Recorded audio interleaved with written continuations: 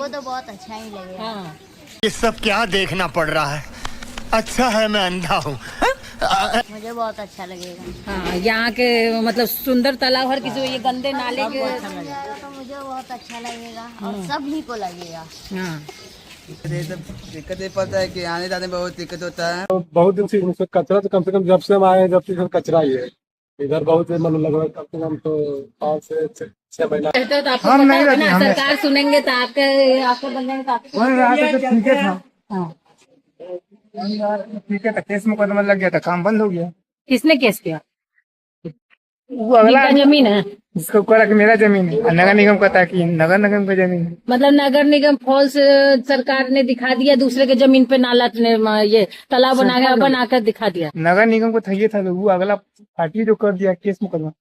अब ठेकेदार जो है ले वो नहीं जाना, हम तो यहाँ रहते नहीं, हम बाहर के रहने वाले। आपको झेलना पड़ता है ना, उन दोनों के बीच में तीसरा है कि झेलना हम 8 बजे सुन बेटे बात सुन।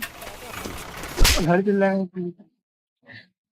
सामना तो सबको झेलना पड़ता है, संग संग में तो हम लोग है ही हैं। इसके वजह से मच्छर बीमारियां। क्या चलता है इससे, हम लोग तो कुछ बोलबो करें। तो आप बोलना चाहेंगी कि सरकार आपकी बात सुने, आपकी बात सरकार तक पहुंचे, कुछ बोलिए जिससे आपका परेशानी दूर हो। आपको अगर चाहती है कि इस परेशानी से आपको मुक्ति मिले, आपको मच्छर बीमारियों से मुक्ति, तो कुछ बोलिए। यहाँ मकान है, रहना सहना है, जो हम लोग तो रेंट कर रहते हैं। अब उन लोग को परेशानी नहीं तो हम लोग को क्या पता। अरे तो उन लोग अंधे हो गए, उन लोग गूंगे हो गए, लेकिन आप तो बोल सकते हैं ना, आप बोलिए। तो कि पैसा आपका यूट्यूब चैनल का चाहिए। नमस्कार दोस्तों, मैं मुन्नी कुमारी। अभी हम जिस जगह खड़े हो बांकीपुर विधानसभा में आता है, और जिन समस्याओं के बारे में बात करना चाहते हैं वो इंसान के लिए कितना जरूरी है, वो है रोटी कपड़ा मकान। और वो इन चीजों से वंचित है। तो देखिए ये लोग कैसे जी रहे हैं।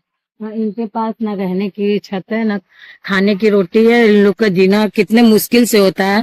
आप इन्हें देखिए, सरकार इनको क्या सुविधा देते। ताकि आप कुछ बोलना चाहेंगे जो आप तक, आपकी आवाज सरकार तक पहुंचे, आप लोग को कुछ व्यवस्था मिले।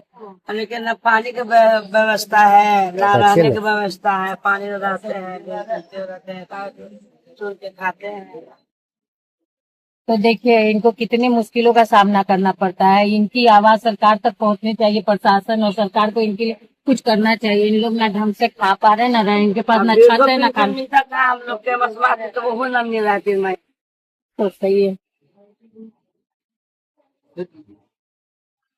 2 पैसे इनको सहूलियत के लिए जो पेंशन के रूप में 1000 या 1100 देते थे, अब वो भी सुविधा इनको नहीं दिया जाता।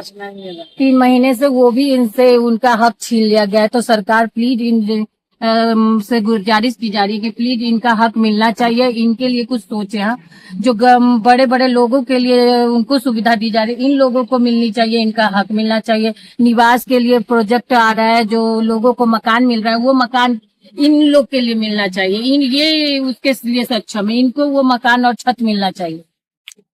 और बारिश के समय क्या यहाँ क्या कैसे रह पाती है? इन्हें रह जाते हैं, कहाँ जाएंगे बारिश में? घर द्वार थोड़े हम लोग के हैं। इन्हें रह जाते हैं, बारिश में लगता है तो कैसे करके इन्हें रह जाते हैं।